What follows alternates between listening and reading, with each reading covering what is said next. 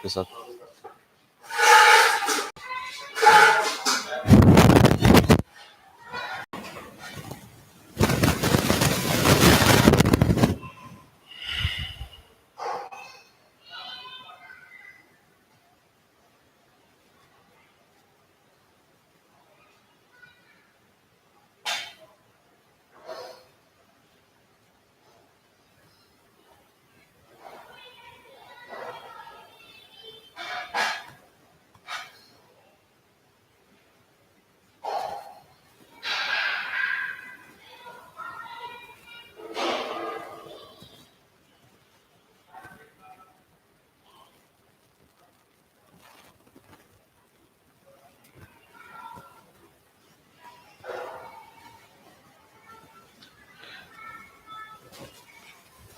चलो बेटा, good afternoon, good afternoon, Ram Ram भाई, राम राम।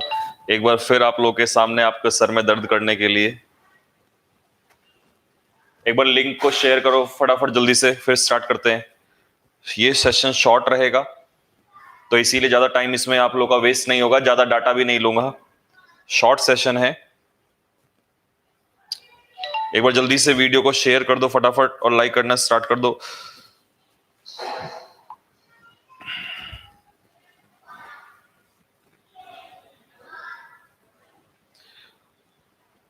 हाँ भाई, नींबू वाला रहता हूं।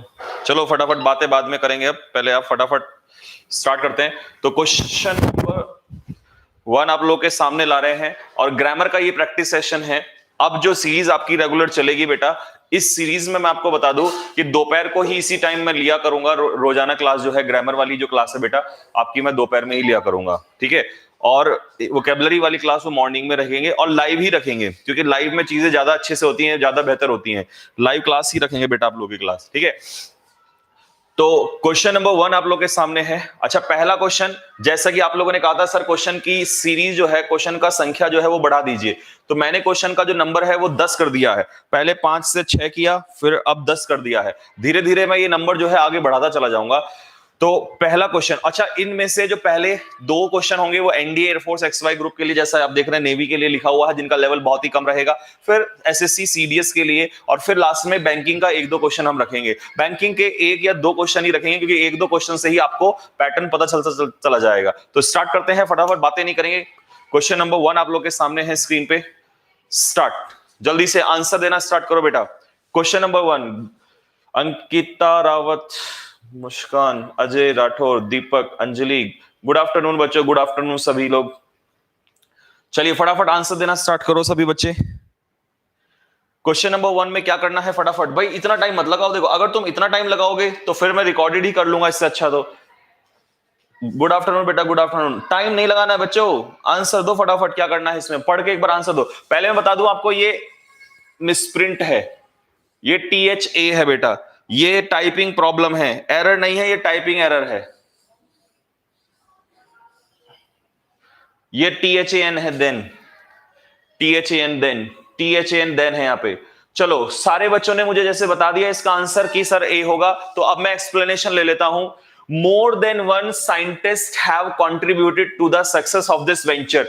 इस वेंचर में, इस ये जो हमने वेंचर होता है, कोई भी नया बिजनेस स्टार्ट करना या कोई भी नई चीज स्टार्ट करना, दिस इज कॉल्ड वेंचर, ठीक है। इस वेंचर में एक से ज्यादा साइंटिस्ट ने हेल्प की है इसको सक्सेसफुल बनाने में। तो इसका कॉन्सेप्ट, भाई साहब जो भी बच्चे हैं जो रेगुलर इस सीरीज को देखेंगे, जैसे आप वोकैबुलरी की क्लास में नोट बनाते हैं, ऐसे इसके भी नोट्स बनाना स्टार्ट कर सकते हैं, क्योंकि ये क्लास भी इस तरीके से रेगुलर चलेगी। और स्पेशली एनडीए वाले, मेरी गारंटी ले लो, जो सीरीज में कराऊंगा तुम्हारे पेपर तक इससे बाहर नहीं आएगा। अगर बाहर आए तो मुझे बता देना, सारे कॉन्सेप्ट कवर कर लूंगा, ठीक है। लेकिन विश्वास रख के नोट्स बनाते हुए चलो, ये नहीं कि देखा वीडियो और छोड़ दिया। अब लिखो फटाफट जल्दी से, आपको इसमें क्या कॉन्सेप्ट लिखना है, लिखो फटाफट मेरे साथ। मोर देन वन, ये सब्जेक्ट वर्ब एग्रीमेंट का क्वेश्चन है बेटा। मोर देन वन, मोर देन वन के साथ जो है हमारा जो नाउन है वो सिंगुलर नाउन जाएगा। लिखो फटाफट, मोर than one plus singular noun. अगर नाउन सिंगुलर है तो वर्ब भी कैसी जाएगी बेटा, सिंगुलर वर्ब, सिंगुलर वर्ब। अगर लास्ट ईयर की तरह 20 में से 20 लाने हैं, एयरफोर्स वाले सुन लो फिर से कान खोल के, एनडीए वाले तो ये सीरीज जो है पढ़नी पड़ेगी, नोट्स बनाने पड़ेंगे, ये सिर्फ पढ़ने से क्वेश्चन करने से काम नहीं चलता, कॉन्सेप्ट सीखो उसका। तो मैं आपको बता रहा हूं मोर देन वन। अब देखो कॉन्सेप्ट के से फायदा क्या होगा, क्वेश्चन एक है, कॉन्सेप्ट दो बताऊंगा यहां पे। मोर देन वन के साथ अगर मोर देन वन दिया है तो इसके बाद सब्जेक्ट कैसा आएगा, नाउन कैसा आएगा बेटा, सिंगुलर नाउन आएगा, ठीक है, 20 में से 20, हाँ बिल्कुल सिंगुलर नाउन। तो वर्ब कैसी आएगी, वर्ब कैसी आएगी, सिंगुलर वर्ब आएगी। नाउन सिंगुलर है तो वर्ब सिंगुलर है। अब कई लोग कहेंगे सर मोर देन वन तो एक से ज्यादा होता है। अरे बेटा वो हिंदी के अनुसार है कि मोर देन वन मतलब एक से ज्यादा। यहां समझो मोर देन वन, तो वन क्या है, वन एडजेक्टिव है यहां पे, और इस वन के अकॉर्डिंग एडजेक्टिव को नाउन चलेगा। अगर मैं यहां पर अब तो कुछ लोग बोलेंगे सर अगर हमने टू कर दिया, हाँ तो नया कॉन्सेप्ट बना दो।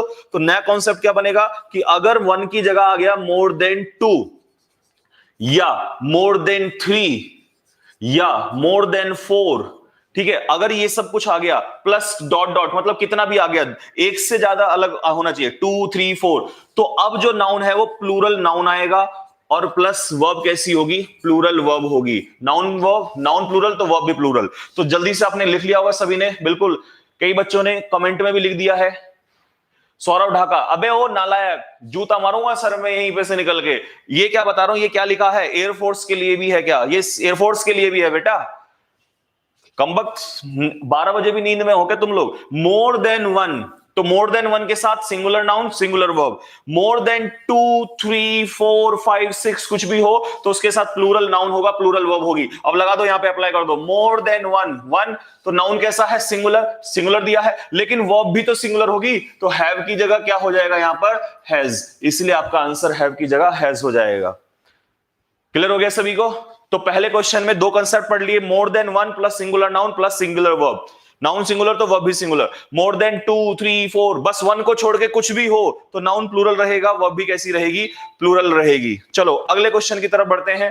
क्वेश्चन नंबर 2 आप लोग के सामने है। एक और क्वेश्चन है, एनडीए एयरफोर्स। अब मत पूछ लेना कि सर ये क्या एनडीए एयरफोर्स के लिए है। यहां देख लो, यहां क्या लिखा हुआ है, ये देख लो क्या लिखा हुआ है। इतना ओएल की ऑफिसर लाइक, इतना तो आईक्यू होना चाहिए तुम्हारे अंदर कि यहां क्या लिखा है। चलो जल्दी से फटाफट बताओ, फास्ट लाइक करते रहना जरा वीडियो को। ऑल्दो ही जंप्ड असाइड, भले ही वो साइड में जंप कर गया था लेकिन फिर भी स्टोन हिट हिम, फिर भी पत्थर से वो हिट हो गया। भले ही उसने साइड में जंप कर लिया लेकिन फिर भी वो हिट हो गया। Question NDA air force XY group, X/Y group और नेवी लेवल का है। एनडीए एक्स, वैसे इंग्लिश में कुछ लेवल नहीं होता, सॉरी इंग्लिश में कुछ अलग नहीं होता, लगभग लेवल सेम रहता है। एक चीजें लगभग बेटा सारी सेम रहती हैं। इंग्लिश है सब पढ़ो, सब कुछ पढ़ो, टफ जितना मैक्सिमम पढ़ सकते हो, अपने आप को और टफ बनाओ, कॉन्सेप्ट्स पढ़ो, नए नए कॉन्सेप्ट सीखो। चलो बहुत अच्छे। ये कंजक्शन का क्वेश्चन है, इसमें कोरिलेटिव का एरर है। ऑल्दो के पीछे कौन सा आता है, बट आता है, बट आता है, बट आता है क्या, नहीं बट नहीं आता, यट आता है। ऑल्दो के पीछे क्या आता है, यट आता है। ऑल्दो का कोरिलेटिव कंजक्शन क्या है, यट आता है। अब ये तो सीख लिया तुमने कि ऑल्दो के पीछे यट आता है, अब जो तुमने नहीं सीखा है वो भी सीखो, नई बात। इसीलिए मैं कह रहा हूं कॉपी पेन लेके बैठो, लिखते रहा करो फटाफट। अब बहुत सारे लोग क्या है वो आपको बताएंगे कि ऑल्दो के पीछे यट आता है, ऐसा जरूरी भी नहीं है, मैं आपको बता दूं। ऑल्दो के पीछे यट आएगा ये ठीक बात है, लेकिन अगर नहीं भी आएगा तो भी काम चल जाएगा। अगर मैं यहां बट दिया है तो मैं इसको काट दे रहा हूं, अगर ये बट ना होता तो भी क्वेश्चन सही था। तो इसका मतलब हुआ कि भाई साहब ऑल्दो के पीछे यट आएगा और कॉमा, यानी कि वैसे भी ना भी आए तो भी काम चल सकता है। लेकिन बट अगर आता है तो गलत, स्टिल का यूज देता है वो गलत। ये मैं क्यों बता रहा हूं, क्योंकि मैंने कई बार पेपर बच्चों को सॉल्व कराए हैं और वहां देखा है स्टिल आता है, बट आता है, तो ये गलत है। बट और स्टिल इसके कोरिलेटिव नहीं है, तो फिर सही क्या होगा, या तो यट आना चाहिए या फिर कॉमा से काम चल जाएगा। हाँ बिल्कुल, कॉमा भी आ सकता है, हाँ बेटा बनू कॉमा भी आ सकता है। आगे समझ में, तो ऑल्दो के पीछे या तो कॉमा आएगा, यट आएगा, दोनों किससे भी काम चल सकता है, ठीक है। जरूरी नहीं कि यट आएगा ही आएगा। तो ये कॉन्सेप्ट आपने लिख लिया होगा, अपने नोट कर लेना, बाद में लिख लेना वीडियो के बाद में कि ऑल्दो के पीछे, ऐसे तो बना सकते हो ना, भले इंग्लिश में नहीं बन रहा, हिंदी में तो बना सकते कि ऑल्दो के पीछे यट आएगा। अगर यट नहीं होगा तो कॉमा से भी काम चल सकता है, लेकिन स्टिल या बट इसका कोरिलेटिव नहीं आएगा। ऑल्दो के पीछे यट आएगा, बट या स्टिल इसके कोरिलेटिव नहीं हो सकते हैं। ये तो अपने आप भी बना सकते हो, इतना ही काफी है। पेपर में आपको करना क्या है, बाद में याद रखना, चीजों को सॉल्व करना है। इंग्लिश में जब बनाने होंगे नोट, तो जब मैं पढ़ाऊंगा आप लोगों को क्लास में डीपली, तो तब लिख लेना, ठीक है। चलो नेक्स्ट आगे बढ़ते हैं। तो ये क्वेश्चन सॉल्व हो गया भाई, आगे बढ़ते। अच्छा, और कोरिलेटिव जो है, क्योंकि वीडियो फिर बहुत ज्यादा बड़ी हो जाएगी, मैं बड़ी करना नहीं चाहता हूं, तो फिर आपको नेक्स्ट क्लास में बताऊंगा। जैसे लेस के पीछे, एक बार मेरे साथ बोलते रहो, लेस के पीछे बोलो फटाफट, बोलो तुम्हें कसम है अपनी काली माता की, नहीं तो पाप लगेगा, श्राप लगेगा, बोलो मेरे साथ। लेस के पीछे शुड, कोरिलेटिव। अभी जो बोल रहा हूं वीडियो को दोबारा देखना, बाद में नोट कर लेना। लेस के पीछे शुड, नॉट ओनली के पीछे बट ऑल्सो, नॉट ओनली के पीछे बट ऑल्सो, नो सूनर के पीछे देन, हार्डली स्केर्सली के पीछे व्हेन। एनडीए वालों फिर से सुन लो, जितना मैं करा रहा हूं इसी में से आ जाएगा सारा कुछ। क्वेश्चन एक है, कॉन्सेप्ट 50 बता रहा हूं साथ के साथ, इसीलिए नोट कर लेना बाद में। नॉट ओनली के पीछे बट ऑल्सो, नो सूनर के पीछे देन, कौन से वाला देन, क्या ये वाला देन THEN वाला, नहीं THAN वाला देन, ठीक है। ऐसे हार्डली स्केर्सली के पीछे व्हेन। आगे समझ में क्लियर है, आगे बढ़ते हैं नेक्स्ट। Question number 3। ये जो क्वेश्चन है, मैं कह सकता हूं कि CDS भले ही सर ने यहां लिख दिया हो, XY ग्रुप का भी मान सकते हो, NDA का भी इसे ले सकते हो, NDA लेवल भी है, क्योंकि इतना टफ भी नहीं है बेटा, इतना टफ भी नहीं है, तो NDA वाले भी इसको सॉल्व कर देंगे। चलो फटाफट बताओ जल्दी से। अरे अंगूठा तो लगा दो कम से कम वहां पे। When Darun heard the news that, जब हरुण ने खबर सुनी कि his father had been hospitalized, कि उसके पिताजी को हॉस्पिटलाइज कर दिया गया है, he cancelled his trip, उसने अपनी ट्रिप को कैंसिल कर दिया और returned back, और लौट गया to his village, WVILLAG, village की स्पेलिंग सही कर दी, और अपने गांव लौट गया। जब उसने सुना कि उसके पिताजी को हॉस्पिटलाइज कर दिया, तो वो वापस घर लौट गया। सिंपल सा क्वेश्चन है, फटाफट आंसर दो। उज्जवल बालियान, बिल्कुल सही। तो देखो ये टफ है क्या क्वेश्चन, लिखा भले ही है, लेकिन ये XY ग्रुप में तो आराम से आएगा, NDA में आराम से आ सकता है। जो नहीं आएगा बैंकिंग वाला, वो मैं मना कर दूंगा कि भाई अब इसमें नहीं करना है। बिल्कुल सही लिखा है। अजय ने क्या लिखा है कि सर रिटर्न के पीछे बैक नहीं आएगा। लो भाई, रिटर्न के पीछे बैक नहीं आएगा, रिटर्न के पीछे बैक नहीं आएगा, मान ली तुम्हारी बात। लेकिन एक दो और लिख लो साथ के साथ फटाफट जल्दी से, क्या कि अवेट के पीछे फॉर नहीं आएगा। ये सुपरफ्लस एक्सप्रेशंस जो हैं ये भी आते हैं तुम्हारे एग्जाम में। अवेट के पीछे फॉर नहीं आएगा, ठीक है। रिटर्न के पीछे अगर बैक नहीं आएगा तो अवेट के पीछे फॉर नहीं आएगा। ऐसे ही सुपरफ्लस एक्सप्रेशन क्या है कि डेस्पाइट के पीछे ऑफ नहीं आएगा, डेस्पाइट के पीछे ऑफ का यूज नहीं होगा, ठीक है। और अगर तुम चाहो एक दो सुपरफ्लस एक्सप्रेशन तुम भी लिख सकते हो, कमेंट में डाल सकते हो। डेस्पाइट के पीछे ऑफ का प्रयोग नहीं होगा। और ले लो यहीं पे, अवेट मैंने बता दिया, डेस्पाइट के पीछे ऑफ नहीं होगा। और क्या है, कंप्राइज के पीछे ऑफ प्रीपोजिशन का यूज नहीं होगा, कंप्राइज के पीछे ऑफ प्रीपोजिशन का यूज नहीं होगा, ठीक है। तो इस तरीके, हाँ SSC में आ चुका है, क्लियर हो गया सभी को, आगे समझ में। तो ऐसे सुपरफ्लस एक्सप्रेशंस आते हैं, लिख लेना भाई। ये जरा मेरी हाथ जोड़ के रिक्वेस्ट है, जितने भी NDA एयरफोर्स नेवी वाले बच्चे हैं उन लोगों से तुम लिखते रहा करो। बाकी तो समझदार है, लेकिन तुम होते हो नालायक, तुम्हें खानी होती है जूतों की आदत होती है तुम्हें। जब तक जूते ना पड़े तब तक तुम्हें समझ नहीं आता। लो, अभी बताया था ऊपर भाई, ये भले ही SSC APFO लिख दिया हो सर ने यहाँ पे, लेकिन ये एयरफोर्स नेवी NDA के लिए भी इंपॉर्टेंट क्वेश्चन है। अभी बताया था ऊपर मैंने, अभी बिल्कुल। गुड आफ्टरनून बेटा, राज ठाकुर बेटा गुड आफ्टरनून। NDA एयरफोर्स वाले XY ग्रुप वाले क्वेश्चन के लिए, बच्चों के लिए क्वेश्चन बहुत इंपॉर्टेंट है। अभी 2 मिनट पहले ऊपर बताया था, अगर तुम्हें अभी भी नहीं आ रहा है तो जाकर डूब मरो थोड़ा सा पानी लेके। बिल्कुल, क्या बताया था कि कंप्राइज के पीछे ऑफ का यूज नहीं होगा, कंप्राइज के पीछे ऑफ का यूज नहीं होगा। हाँ, या तो हो सकता है कंसिस्ट होता तो कंसिस्ट के पीछे ऑफ लग जाता।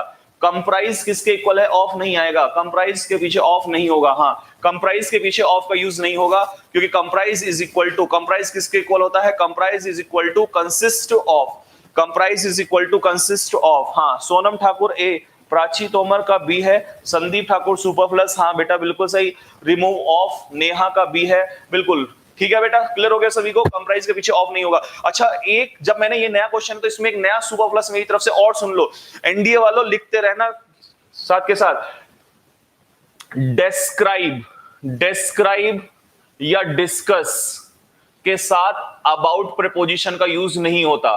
डिस्क्राइब या डिस्कस के साथ अबाउट का preposition, describe something, discuss something, तो अबाउट का यूज नहीं होता, ये भी तुम्हारे क्वेश्चन पेपर में आता है। मैं ऐसी करके धीरे धीरे बोलता चला जाऊंगा बहुत कुछ, और इन्हीं में से तुम्हारे पेपर में आ जाएगा। मैं एनडीए, एयरफोर्स, नेवी वालों की बात कर रहा हूं। एसएससी वालों के लिए क्वेश्चन धीरे धीरे बढ़ते रहेंगे आगे। वो सारे बच्चे समझदार होते हैं, उन्हें पता होता है क्या सही है क्या गलत है, वो सब कुछ पढ़ते हैं। ठीक है, नेक्स्ट सौरभ ढाका। बेटा अब एसएससी वाले तुम्हारे लिए काम की बात क्या है? तुम्हारे लिए काम की बात यह है, या किसी के लिए भी, कि भाई कंप्राइज अपने पीछे ऑफ नहीं लेता, ये बात ठीक है, लेकिन एक्टिव वॉइस में कंप्राइज के पीछे ऑफ नहीं लेता। लेकिन अगर कोई ये कह दे कि बिल्कुल नहीं लेता, तो उसको पकड़ लो जरा वहीं पे, और पकड़ के एक बार उसको पूछो कि भाई साहब एक्टिव में तो लेता नहीं है क्या, पैसिव में भी नहीं लेता? अगर वो फिर भी मना करे तो उसको गंगा स्नान करा के लाओ 5 बार कम से कम, जब जाके उसके बेचारे के पाप धुलेंगे। कंप्राइज के पीछे ऑफ लगता है, किसने मना किया? नहीं लगता, ऑफ लगता है। लेकिन कौन से वॉइस में लगता है? पैसिव वॉइस में लगता है। कौन से वॉइस में लगता है? पैसिव वॉइस में कंप्राइज के पीछे ऑफ लगेगा, एक्टिव वॉइस में कंप्राइज के पीछे ऑफ नहीं लगेगा। बात समझ में आ गया सभी को? क्लियर हो गया सभी को? चलो नेक्स्ट अगले क्वेश्चन की तरफ बढ़ते हैं।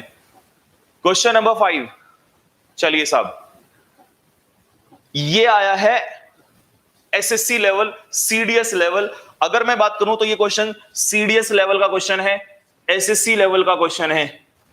ठीक है भाई, एनडीए वाले भी इसको कर सकते हैं, क्योंकि एनडीए में भी आ सकता है, एनडीए भी आ सकता है, एनडीए भी आ सकता है। एनडीए का पेपर तो खैर अच्छा आता है, एयरफोर्स में शायद आए या ना आए, लेकिन सीखने में कोई बुराई थोड़ी ना है। बताओ जल्दी से फटाफट। Being the second Saturday of the month, इतना ले लो, इतना तुम्हारे काम का है। मंथ का सेकंड सैटरडे होने की वजह से he got up late, वो लेट उठा, and spent the whole day at home, और दिन भर घर पे बिताया, doing his share of the household chores, जो उसके घर का कामकाज था उसने वो सारा कामकाज किया, घर पे ही उसने सारा दिन बिताया। ये पार्टिसिपल का क्वेश्चन है, मैं आपकी जानकारी के लिए बता दूं, ये क्वेश्चन पार्टिसिपल का क्वेश्चन है। Mismatch of participle. Manu Rathore, शाबाश बेटा शाबाश। Manu, you are very intelligent girl, and not only you are intelligent, you are very hard working girl. मैं तुम्हें क्लास से जानता हूं बेटा, you are very intelligent and hard working girl, क्योंकि इंटेलिजेंट होने से पेपर नहीं निकलता, हार्ड वर्किंग होने से निकलता है। And really you are very hard working, and I know very well, मैं कह सकता हूं कि तुम बहुत जल्दी एक अच्छी पोजीशन, एक अच्छी पोस्ट लेने वाली हो, क्योंकि ऐसे बच्चे जरूर लेते हैं। जो बच्चे रेगुलर होते हैं ना, उनके लिए उन्हें कोई बाहर नहीं कर सकता। तो चलिए मैं आपको बता दूं, ये मिसमैच ऑफ पार्टिसिपल का क्वेश्चन है। मिसमैच ऑफ पार्टिसिपल क्या है? सभी लोग एक बार मेरी तरफ आ जाओ, इधर देख लो फटाफट जल्दी से। क्या ये क्वेश्चन देखो, बीइंग एन इंटेलिजेंट, जिसको नहीं भी पढ़ाना उसको भी थोड़ा समझ में आ जाएगा। बीइंग एन इंटेलिजेंट स्टूडेंट, एक इंटेलिजेंट स्टूडेंट होने की वजह से, comma, he always stands first in the class. क्योंकि वो इंटेलिजेंट स्टूडेंट है, इसी वजह से वो क्लास में फर्स्ट आता है। तो ये जो इंटेलिजेंट स्टूडेंट है, ये कौन है? ही है। तो इसका मतलब पहले क्लॉज का और दूसरे क्लॉज का सब्जेक्ट जो है वो सेम है। इंटेलिजेंट स्टूडेंट ही कौन है? ही तो है। अगर ही इंटेलिजेंट स्टूडेंट है, तो इस बात का मतलब है कि दोनों क्लॉज का सब्जेक्ट सेम है। And if the subject of both the clauses is are same, it means there is no need of use there is no need to use subject before being। being से पहले subject लगाने की जरूरत नहीं होती है, अगर दोनों क्लॉज का सब्जेक्ट सेम है। लेकिन यहां पर दोनों का सेम है तो कोई जरूरत नहीं है, अगर अलग अलग है तो लगाना पड़ेगा। अब आप कहोगे सर एक एग्जांपल ऐसा भी दे दो जो लगाना पड़े उसके लिए, तो एक एग्जांपल ले लो जरा। Being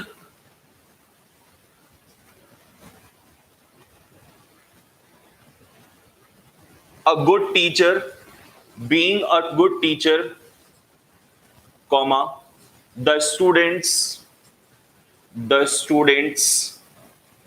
respect him।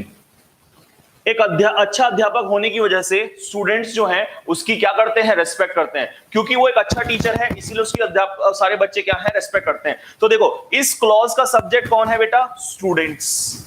Student respect him, him तो ऑब्जेक्ट है। टीचर स्टूडेंट्स नहीं है, टीचर स्टूडेंट्स थोड़ी ना है। अगर टीचर स्टूडेंट्स नहीं है तो इसका मतलब है दोनों का सब्जेक्ट अलग अलग है, और दोनों का सब्जेक्ट अगर अलग अलग होना है तो फिर हमें सब्जेक्ट यूज करना पड़ेगा। और अगर सेम होता तो फिर यूज नहीं करना था। तो इस बार मुझे इस टीचर के लिए लिखना पड़ेगा, लिख दिया मैंने ही। टीचर के लिए मैंने क्या लिख दिया यहाँ पर, ही। देखो राहुल भंडारी ने बिल्कुल ही बीइंग लिखा है। ऐसे बच्चे बहुत मेहनती होते हैं, इनको पता है, ये जानते हैं। तो देखो यहां पर ही आ जाएगा, लेकिन यहां पर क्यों नहीं आया? क्योंकि स्टूडेंट ही यहां पर जो है, स्टूडेंट ही तो ही है। अगर सब्जेक्ट मैच कर रहा है तो ये मिसमैच ऑफ पार्टिसिपल नहीं है, तो हमें यहीं पर सब्जेक्ट काफी है। यहां पर फर्स्ट क्लॉज में सब बीइंग से पहले सब्जेक्ट की जरूरत नहीं है। लेकिन अगर यहां बात करूं तो जो सेकंड क्लॉज का सब्जेक्ट है वो फर्स्ट क्लॉज का सब्जेक्ट नहीं है, तो हमें यहां पर इसके लिए सब्जेक्ट यूज करना पड़ेगा। होपफुली आप लोगों को समझ में आया होगा। हाँ भाई, आपको समझ में आ गया? ये बात क्लियर हो गई? अगर ये बात आपको क्लियर है तो मेरे साथ क्वेश्चन पे आ जाओ फटाफट जल्दी से। दूसरे क्लॉज का सब्जेक्ट जो है वो ही है। उठा कौन? उठा कौन? ही उठा। उठा कौन? ही। लेकिन सेकंड सैटरडे तो ही नहीं है, तो सेकंड सैटरडे क्या है? Name of the day. Name of the day क्या है? Non living. और नॉन लिविंग के लिए अगर सिंगुलर हो तो क्या प्रोनाउन लगाते हैं? क्योंकि नाउन तो ये है, तो यहां नाउन लगाने की जरूरत नहीं है, तो क्या प्रोनाउन लगाएंगे? अब जल्दी से बता दो, बोलो आंसर में। आंसर में बोलो जल्दी से, क्या लगाना है? बीइंग से पहले क्या लिखूं? सेकंड सैटरडे का सब्जेक्ट प्रोनाउन बताओ। ये प्रोनाउन चेक हो रहा है आप लोगों का, जल्दी बताओ क्या लिखूं ऐसा, फटाफट जल्दी फास्ट। क्या लिखूं जल्दी? सत्यम जायसवाल, श्रेया काम्बोज, सोनम था। ओके, बहुत अच्छे, शाबाश। तो बीइंग से पहले मैं क्या यूज कर दूंगा बेटा? इट का यूज कर दूंगा। ये लीजिए, बीइंग से पहले इट। आ गया समझ में? क्लियर हो गया सभी को? नहीं आया है जिन लोगों को, क्योंकि मुझे पता है आधे लोगों के पेट में अभी भी कब्ज हो रहा होगा, क्वेश्चन को देख के दर्द सा हो गया होगा। और आपकी गलती नहीं है, ये पार्टिसिपल के क्वेश्चन होते ही ऐसे हैं, एडवांस वर्ब के, दर्द हो ही जाता है अच्छे अच्छे लोगों को। मैं ये क्वेश्चन यहां पे लिख रहा हूं, इस क्वेश्चन का आंसर अगर नहीं बताया आपने तो समझना कि आपको नहीं आया। अब लिखो जल्दी से, क्वेश्चन क्या है फटाफट। बीइंग अ कोल्ड मॉर्निंग, बहुत ठंडी सुबह थी भाई, दिसंबर की मान लो। Being a cold morning, comma, we did not go out for a walk. For a walk, हम वॉक के लिए नहीं गए भैया, क्योंकि ठंड जो थी वो बहुत ज्यादा थी। अब बताओ, क्या दोनों क्लॉज का जो सब्जेक्ट है वो सेम है? क्या दोनों क्लॉज का सब्जेक्ट सेम है? जल्दी बता दो, आज मैं ये सिखा के रहूंगा आप लोगों को, चाहे कुछ भी हो जाए। जल्दी फास्ट।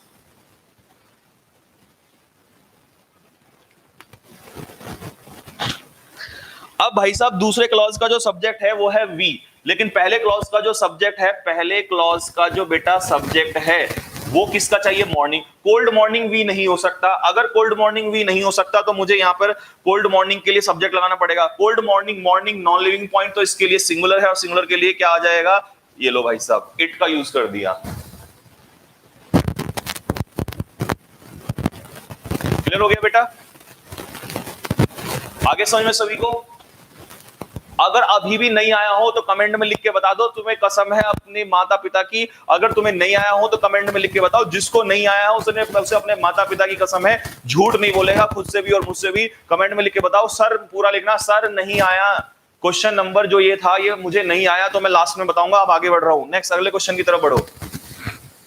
क्वेश्चन नंबर 6, चलो फटाफट आंसर दो जल्दी से। क्वेश्चन नंबर 6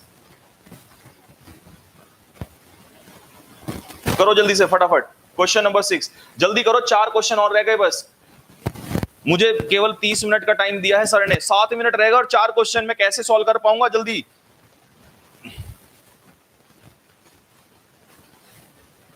सौरव कुमार ने कहा है सर नहीं आया, कोई बात नहीं बेटा, लेकिन तुमने सच बोला, ये अच्छा लगा। अभी बताता हूं बाद में। देखो भाई, ये रिलेटिव प्रोनाउन का क्वेश्चन है, सॉरी, हाँ जी देखो, ये रिलेटिव प्रोनाउन का क्वेश्चन है। द सेम के पीछे जो रिलेटिव प्रोनाउन लगता है वो हु या विच नहीं लगता, क्या लगता है? दैट। सौरव कुमार बेटा इसको लिख ले फटाफट जल्दी से। सौरव कुमार, आप एनडीए या एयरफोर्स की तैयारी कर रहे हो? मुझे बताओ जरा एक बार, मुझे ऐसा लग रहा है जैसे आप एनडीए एयरफोर्स की तैयारी कर रहे हो। द सेम के पीछे जो है वो दैट आता है। सुपरलेटिव डिग्री के पीछे भी क्या आता है? दैट आता है। ऐसे बहुत सारे पॉइंट हैं, लेकिन अभी 2 लिख लो बस, 2 तुम्हारे लिए इंपॉर्टेंट है। द सेम के पीछे दैट आएगा।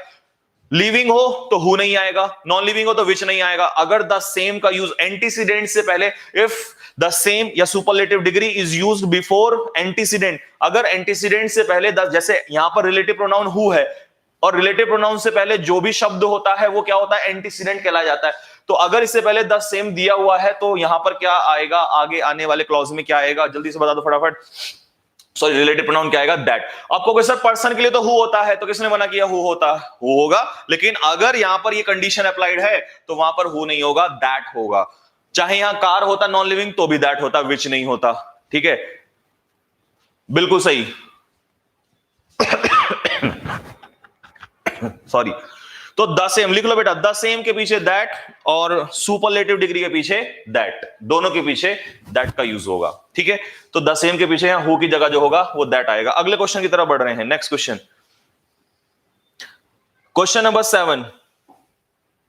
ये क्वेश्चन एनडीए के लिए भी ले सकते हो आप, एनडीए एयरफोर्स के लिए भी ले सकते हो, क्योंकि क्वेश्चन बहुत टफ नहीं है। जल्दी बताओ, लेकिन क्वेश्चन में लॉजिकल है। एसएससी के लिए, एसएससी में ये एक्चुअली आ चुका है, और सीडीएस में इसके जैसा, ये तो नहीं आया था लेकिन इसके जैसा सीडीएस में क्वेश्चन आ चुका है।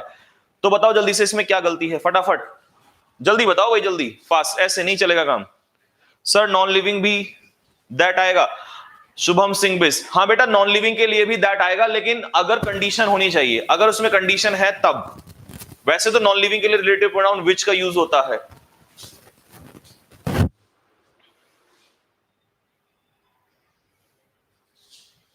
अगर दिस इज द पर्सन होगा,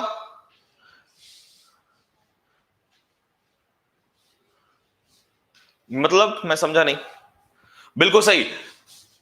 I offered him part time work, मैंने उसे पार्ट टाइम वर्क जो है वो ऑफर किया। I offered him part time work, मैंने उसे पार्ट टाइम वर्क ऑफर किया, but he turned it over, लेकिन उसने इस प्रपोजल को टर्न ओवर कर दिया। गलत है, टर्न ओवर की जगह टर्न डाउन होगा, क्वेश्चन खत्म हो गया यहीं पर। लेकिन उसने मेरे उसको टर्न डाउन कर दिया, टर्न डाउन का मतलब रिजेक्ट। अगर मैं तुम्हें प्रपोजल दूं अपनी तरफ से कि मेरी तरफ से ये प्रपोजल है तुम्हारे लिए, तो तुम अगर इसे एक्सेप्ट नहीं करोगे तो इसे क्या करोगे, टर्न डाउन करोगे। और टर्न ओवर नहीं होता, टर्न डाउन होता है। टर्न डाउन का मतलब होता है टू रिजेक्ट समथिंग, किसी चीज को क्या करना, रिजेक्ट करना, this is called turn down. तो टर्न ओवर नहीं होगा। बिल्कुल। नेक्स्ट अगले क्वेश्चन की तरफ बढ़ते हैं। अगला क्वेश्चन आपके सामने स्क्रीन पर है, क्वेश्चन नंबर 8। बस 2 क्वेश्चन और हैं, जल्दी से कर दो फटाफट। 30 मिनट का मुझे टाइम मिला है, क्योंकि उसके बाद बाकी दूसरे वाले सर की क्लास होती है, तो इसीलिए मेरे पास केवल 30 मिनट का टाइम है। फटाफट 30 मिनट में वीडियो खत्म करनी है हमें। जल्दी बोलो फास्ट। क्वेश्चन में क्या एरर होगा? टर्नओवर क्या होता है? टर्नओवर तो बेटा एक तरीके से प्रोडक्शन होती है। कहते हैं ना इस साल का टर्नओवर कितना आया है, यील्ड कितनी है, प्रोडक्शन कितनी है। रिबफ का मतलब रिजेक्ट, हाँ बेटा रिबफ का मतलब रिजेक्ट होता है। चलो नेक्स्ट बताओ जल्दी से फटाफट।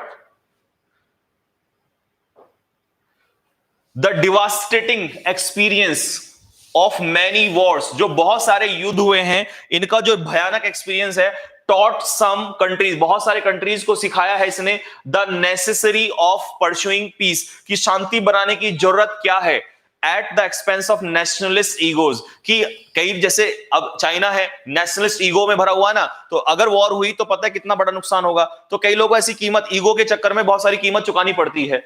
तो इसी के लिए पूछ रहा है। बताओ ये क्वेश्चन, इसको ये क्वेश्चन जो है नहीं आ सकता, एयरफोर्स नेवी में नहीं आ सकता, एनडीए में भी नहीं आ सकता। ये क्वेश्चन जो है या तो बैंकिंग में, देखो ई आ गया ना, देखो मैं बोल ही रहा था, ई मतलब है क्लर्क, एसबीआई क्लर्क कह सकते हो, आईबीपीएस क्लर्क कह सकते हो, या अगर चाहो तो इसे एसएससी में भी कह सकते हो। लेकिन ये बैंकिंग का क्वेश्चन है, ये बैंकिंग का क्वेश्चन है भाई, बैंकिंग के क्वेश्चन है ये। सीजीएल मेंस में भी ये क्वेश्चन आ सकता है, मतलब सीजीएल एक अच्छे लेवल का क्वेश्चन है ये, इसको कह सकते हो।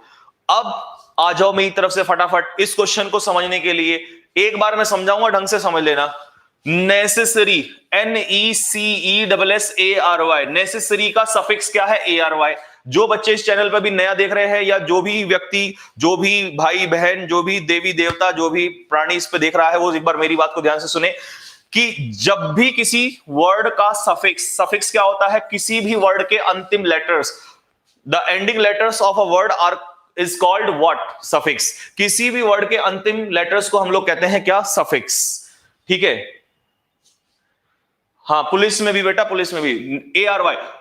तो किसी भी वर्ड के एंडिंग लेटर्स को सफिक्स कहते हैं, और जिस भी वर्ड का सफिक्स ARY हो उसे एडजेक्टिव कहते हैं। लिख लेना जिसको नहीं पता, वैसे तो क्लास में मैंने पढ़ा रखा है। जिस भी वर्ड का सफिक्स ARY हो उसे एडजेक्टिव कहते हैं। प्राइमरी, सेकेंडरी, टर्शियरी, नेसेसरी, ठीक है, ये सब एडजेक्टिव होंगे। तो ARY लगा है तो एडजेक्टिव होगा। अब मेरी बात पे आ जाओ, बहुत सारे कंट्रीज को सिखा दिया कि पीस की आवश्यकता क्या होती है। आर्टिकल द आर्टिकल, आर्टिकल के बाद मैंने आपको बताया था किसकी जरूरत होती है हमें, नाउन की, एडजेक्टिव की नहीं, किसकी जरूरत होती है, नाउन की। तो नाउन के लिए मुझे बताइए, नाउन के लिए नेसेसरी आएगा क्या, ये तो एडजेक्टिव है, तो इसका नाउन कैसे बनेगा, NECESSI, नेसेसिटी। जहां भी TY लगता है, TY, जिसमें भी TY, पोवर्टी, कंट्री, ठीक है, TY, तो हाँ बिल्कुल ये क्या हो जाएगा, नाउन हो जाएगा। तो नेसेसिटी, इसका जो नाउन होगा वो क्या होगा, नेसेसिटी होगा। तो हमें नेसेसरी की जगह बेटा क्या करना था, नेसेसिटी करना था, बिल्कुल, NECESSITY, नेसेसिटी। एडजेक्टिव की जगह हमें नाउन की जरूरत है। तो ये वर्ड बेस्ड क्वेश्चन बैंकिंग में आता है इस टाइप से। तो नेसेसरी की जरूरत necessity, the necessity of. Clear हो गया। नेक्स्ट अगले क्वेश्चन की बात करते हैं। अगला क्वेश्चन आपके सामने है, क्वेश्चन नंबर 9 आपके सामने है स्क्रीन पर। जल्दी से फटाफट क्वेश्चन को पढ़ लीजिए। इसके बाद ब्लास्ट होने वाला है, धुरंधर का पता चलेगा अगले क्वेश्चन में। जितने भी आप में से धुरंधर बैठे हुए हैं ना, वो सारे इंतजार कीजिए इस क्वेश्चन के बाद का, देखते हैं कितना जोर लगाओगे। और बैंकिंग का क्वेश्चन आने वाला है अगला क्वेश्चन जो है, हालांकि ये भी बैंकिंग का है लेकिन ये क्लर्क लेवल है। चलो फटाफट जल्दी से, जल्दी जल्दी जल्दी जल्दी जल्दी जल्दी। हाँ, सफिक्स इटी जहां लगेगा वो नाउन होगा। चलो fast. Sediment deposit along the coast, जो ये कोस्ट होते हैं ना, किनारा जो समुद्री तट होता है, तो वहां पर जो सेडिमेंट का डिपोजिशन होता है, may be the primary reason, शायद पहला रीजन, प्राइमरी इंपॉर्टेंट रीजन हो सकता है for the change in condition, जिस वजह से ये कंडीशंस जो है बदल रही हैं। But a lot more remains to be understand, लेकिन इसके अलावा और बहुत सारी चीजें हैं जो हमें इस पार्ट में समझनी है। अ लॉट मोर रिमेन्स, लेकिन बाकी कुछ भी बहुत सारा कुछ है जो बच जाता है समझने के लिए। केवल ये सेडिमेंट्री डिपॉजिट ही नहीं है, सेडिमेंट डिपॉजिट ही नहीं है, और बहुत सारी चीजें हैं जो इसके अलावा भी समझनी है। तो इस क्वेश्चन में मुझे बताओ फटाफट क्या होगा बेटा। 2 + V1 कहलाता है इन्फिनेटिव, 2 प्लस वर्ब की फर्स्ट फॉर्म इन्फिनेटिव, लेकिन पैसिव जब बनाते हैं तो पैसिव बनाने के लिए 2 + B प्लस वर्ब की थर्ड फॉर्म, ये पैसिव होता है, ये होता है पैसिव। लिख लो जल्दी से फटाफट। 2 + V1 एक्टिव होता है, 2 + B + V3 इसका पैसिव हो जाता है। हाँ पैसिव हो जाएगा। बाकी बहुत सारी चीजें हैं जो समझी जानी है किसी के द्वारा, तो किसी के द्वारा मतलब पैसिव वॉइस। और पैसिव वॉइस में क्या होगा, 2 भी दिया है, B भी दिया है, लेकिन पैसिव में हमेशा वर्ब की कौन सी फॉर्म होती है, थर्ड फॉर्म होती है। और पैसिव में वर्ब की थर्ड फॉर्म के लिए अंडरस्टैंड तो नहीं होगा। अंडरस्टैंड की थर्ड फॉर्म बोलो जल्दी से, क्या होगी, अंडरस्टूड। अंडरस्टैंड की थर्ड फॉर्म और सेकंड फॉर्म अंडरस्टूड ही होती है। तो 2 भी अंडरस्टैंड नहीं हो सकता। हाँ 2 + V1 होता तो ठीक था, लेकिन 2 + B + वर्ब की third form, to be understood. अरे 2 मिनट फालतू हो गए यार, क्या करवा रहे हो तुम मुझसे। चलो लास्ट क्वेश्चन, आज का लास्ट क्वेश्चन है भाई। पता नहीं बहुत सारी कहानी लिखी है, इसको पढ़ने की जरूरत नहीं है, कुछ समझ में यहां से नहीं आने वाला है, मैं समझा दूंगा क्या है, ये सब छोड़ दो। ये पकड़ो क्वेश्चन, एक बार चेक करना जरा, दिखाई दे रहा है क्या तुम्हें क्वेश्चन।